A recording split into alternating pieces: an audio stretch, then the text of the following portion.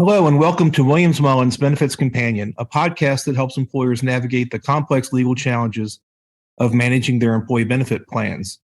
I'm your host, Brydon DeWitt, and today I'm going to discuss some good news for plan administrators coming out of the Secure Act 2.0, which was passed at the end of last year. Keeping a qualified retirement plan, a 401A plan or a 403B retirement plan in compliance is a real challenge for plan sponsors and plan administrators. The plan documents have to be perfect. The plan documents have to contain all of the provisions that are required by the Internal Revenue Code. And whenever there's a change in legislation or a change in regulations, the plans have to be amended in a manner that is perfect, that complies precisely with the requirements of the code or changes in the regulations. And then once a plan sponsor has a perfect plan document, the plan has to be administered perfectly. The plan has to be administered exactly in accordance with the terms of the plan. And so there's a lot of room for error. And any of these errors, a plan document failure or a failure to maintain the plan in accordance with its terms, technically risks the tax qualified status of the plan. So fortunately, many years ago, the IRS created the Employee Plans Compliance Resolution Program, or EPCRS, that provided employers a mechanism to correct plan document failures and operational failures with their plans. And until the Secure Act 2.0, really for a plan sponsor, there were two options, aside from the IRS coming in on audit and identifying failures. A plan sponsor could either self-correct operational errors in certain plan document errors that were qualified under the EPCRS for self-correction, or the plan sponsor could submit a voluntary compliance program submission to the IRS, pay a fee, and basically get a no action letter from the IRS stating that the correction method that was adopted was appropriate. Understandably, a lot of plan sponsors prefer self-correction because it doesn't require any filing with the IRS or raising your hand and telling the IRS that you have a problem with your plan. And until the Secure Act 2.0, an analysis was required to determine whether a plan failure was eligible for self-correction. Errors that are deemed insignificant could be corrected under the self-correction program at any time. There was no time limit for insignificant operational failures. So those are failures where the plan document was accurate, but the plan was not administered in accordance with its terms. And so plan sponsors, if it was an insignificant operational failure, could self-correct. Significant failures, however, there was a 3-year window where the error had to be corrected by the end of the third year following the year in which the error occurred. And so a significant error had a time limit. And for the most part, self-correction was limited to operational failures. So these are failures to administer the plan in accordance with the terms of the plan or in accordance with the Internal Revenue Code. And then in recent years, there were certain limited circumstances where an employer could correct a plan document failure with a retroactive plan amendment.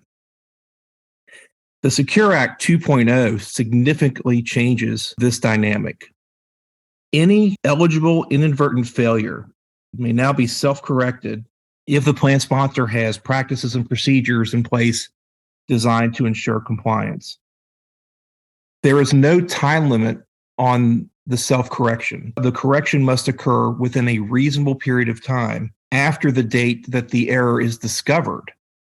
So it's not even a reasonable period of time from the date from which the error occurred. A plan sponsor has a reasonable period of time from the date that the error was discovered. And the Secure Act doesn't define what a reasonable period of time is.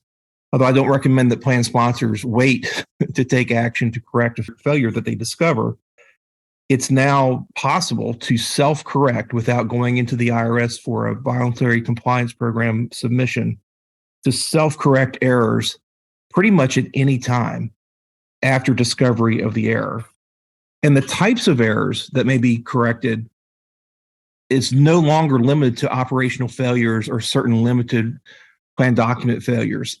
apparently now almost any failure may be self-corrected. So if the plan terms do not comply with the code or a plan amendment was not timely adopted, if, of course, the plan is not administered in accordance with its terms, plan loan failures, even employer eligibility failures and demographic failures, now may be self-corrected at any time. So there's no longer a 3-year time limit on performing the self-correction. The Secure Act also expanded the self-correction opportunity beyond 401k and 403b plans. SEPs in simple IRA plans may also be self-corrected pursuant to the Secure Act 2.0 provision. So plan sponsors should not sweep errors under the rug, of course. You should take action as soon as you can to correct an error that is discovered. But this is significant relief for plan administrators that if an error is discovered, even if the error occurred 5 years ago, if you discover the error and take action to self-correct it, you can take advantage of this relief. And also, if a plan sponsor has commenced taking actions to self-correct an error, that self-correction opportunity remains available even if the IRS discovers the error while you're engaged in the self-correction. But it's important once you commence self-correction to have a memo to the file or a letter from your attorney stating that we have discovered this error and we have commenced the process of self-correcting, so that there's a marker placed to show the IRS that we commence seriously taking actions to self-correct this error. So even if the IRS comes in on audit and discovers the error while you're in the middle of correcting it, you do not lose the ability to self-correct. In addition to expanding the self-correction opportunities for plan sponsors, the Secure Act 2.0 also provided relief for the error of providing overpayments from a qualified plan. So if a plan has overpaid a participant a benefit, the participant received a benefit greater than what was provided under the terms of the plan. In the past, the plan sponsor really had a fiduciary obligation to seek recovery of the overpayment from the participant. And if the participant didn't repay the plan sponsor had an obligation to put money into the plan to make up for the overpayment.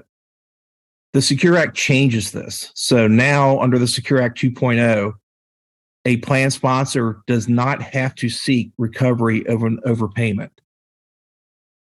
This is true for a defined contribution plan, such as a 401k plan, if there is no impermissible forfeiture in the individual account plan. And for a defined benefit plan, seeking the overpayment is not required if the defined benefit plan continues to satisfy the minimum funding requirements if the overpayment is not sought. And that's usually the case where you have a pension plan retiree, you discover the plan has been overpaying the benefit, not recovering that overpayment rarely would impact the defined benefit plan's ability to satisfy the minimum funding requirements. The Secure Act, however, also provides that if a plan sponsor decides to seek recovery of the overpayment, the plan sponsor may not seek interest. It can't seek recovery of the overpayment after 3 years. You cannot seek to recover an overpayment from a participant's beneficiary. So if the participant is deceased, you cannot seek recovery from the participant's beneficiary. A plan sponsor may not threaten litigation to recover the overpayment unless the plan sponsor determines that the amount of the recovery would exceed the litigation costs.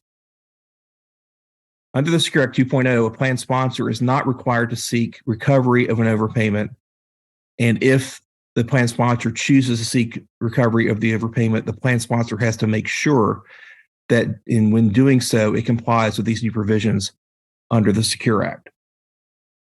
So these are some elements of welcome relief for plan sponsors. A lot of the focus under the Secure Act are the new opportunities to receive distributions from plans, opportunities for plan sponsors to establish plans.